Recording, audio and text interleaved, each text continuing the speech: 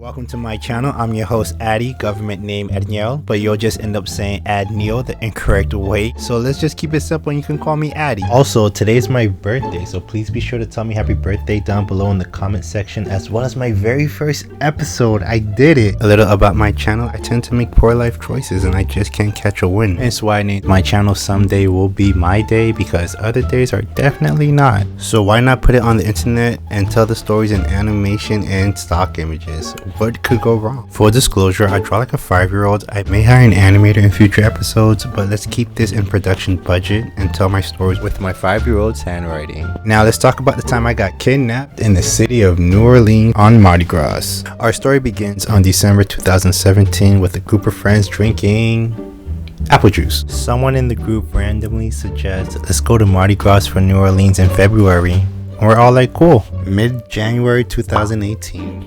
The guy who idea it was to travel says he cannot go because he cannot get the day off.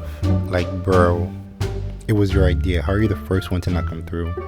Don't you hate it when somebody comes up with a plan, you're ready, and then they say never mind?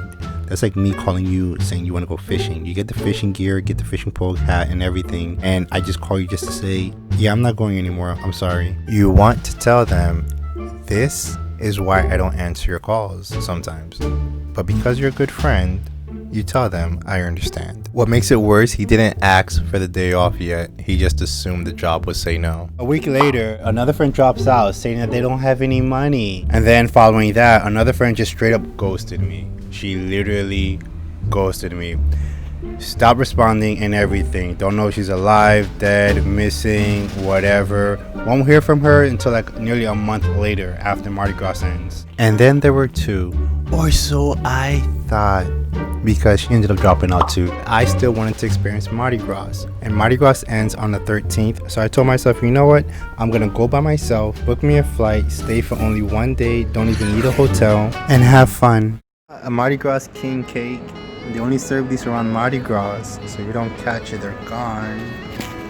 And the people at the car dealership, well, the rental cars, they give it to me for free, because this is my first time here. That's very nice of them.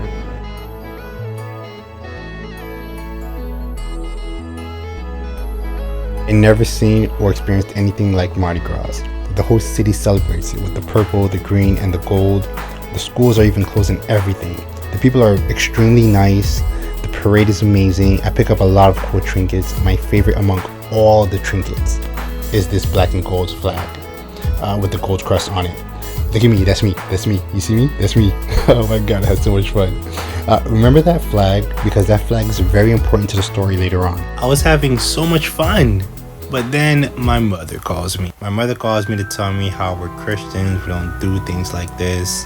And then my father gets onto the phone saying how we're Christians, we don't do carnivals, we don't celebrate these type of activities. And then I'm like, don't kill my vibe. And then they're like, you know what, this is why you're still not married, because you rather go do carnival than look for a good wife. They killed my vibe, and I'm like, ouch, my feelings. So you know what I did next? When the parade ends, I go to the cemetery. I go to the cemetery because I am dead inside, knowing the fundamental truth that no woman loves me. For what woman can ever learn to love a beast?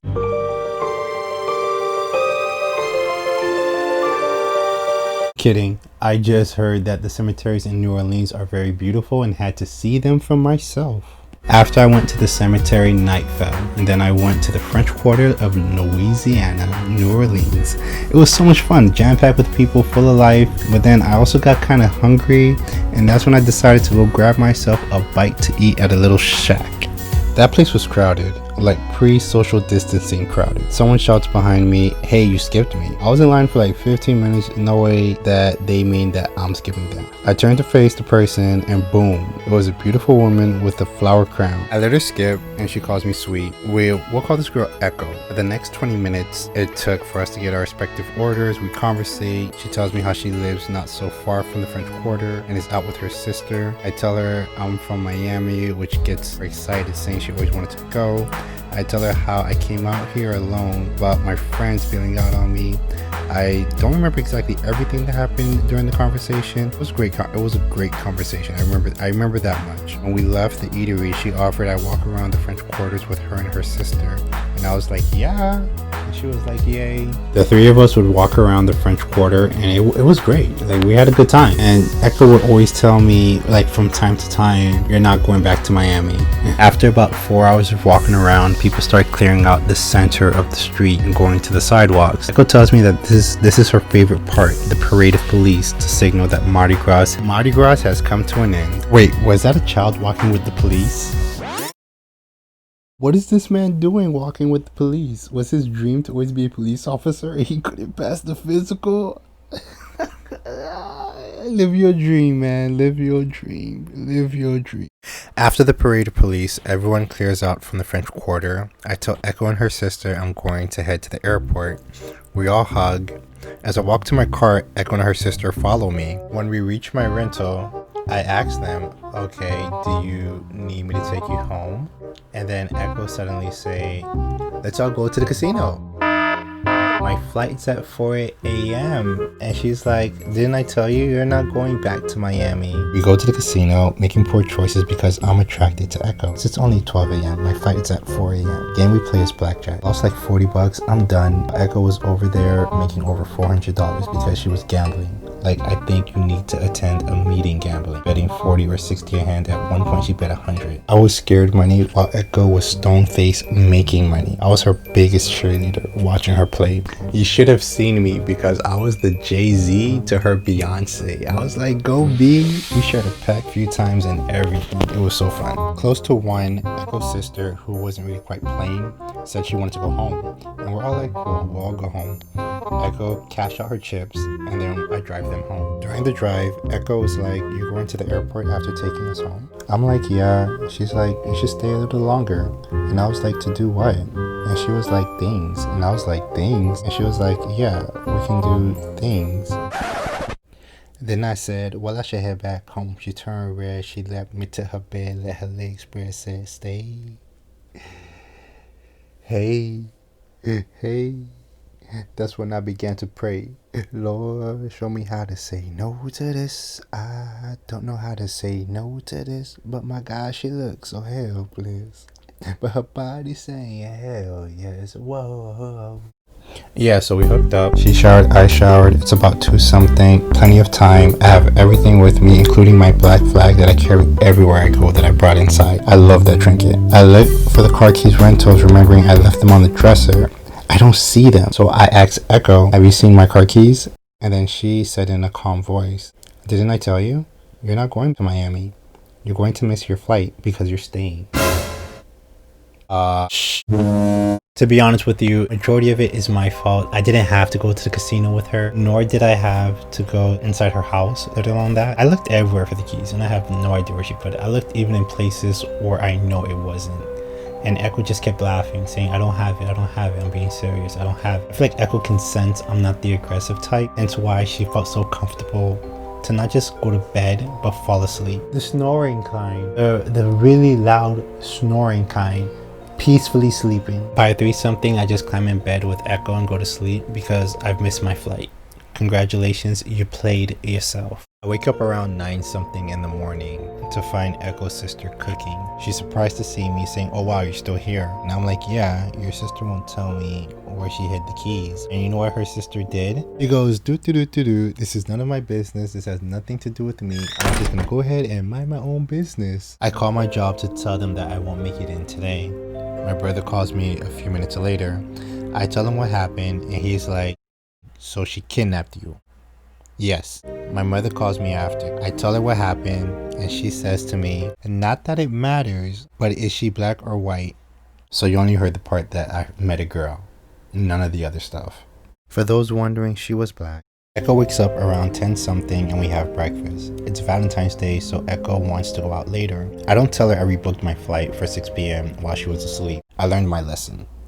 She debates where we'll spend Valentine's Day since she knows the area. Echo then shares with me the gossip in her daily life. I reply to her, wow, that's crazy. I just want to go home at this point. I'm also thinking I have terrible luck with women. When something bad happens to me, all I do is sing the bad day song to myself.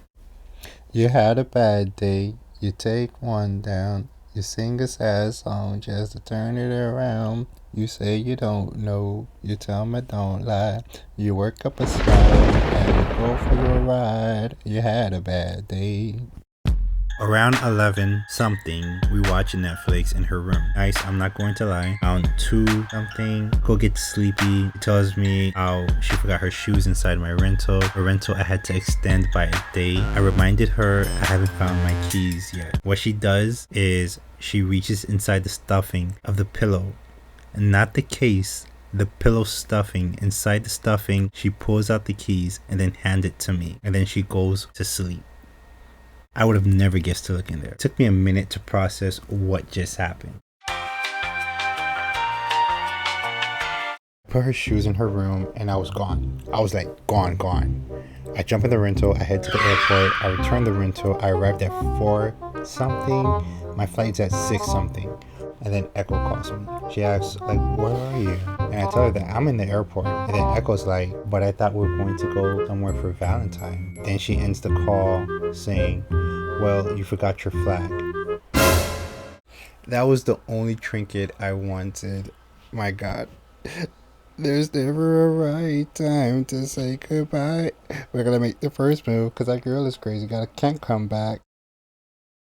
When people ask me about my trip to New Orleans, I let them know it was pretty lit. You would think I'll never go back to Mardi Gras, but I ended up going again next year, the year after. That's a time for another video. Before you go, I wrote a book. I'm leaving the link down below, so check it out. And follow me on social media, link down below. Don't forget to wish me a happy birthday.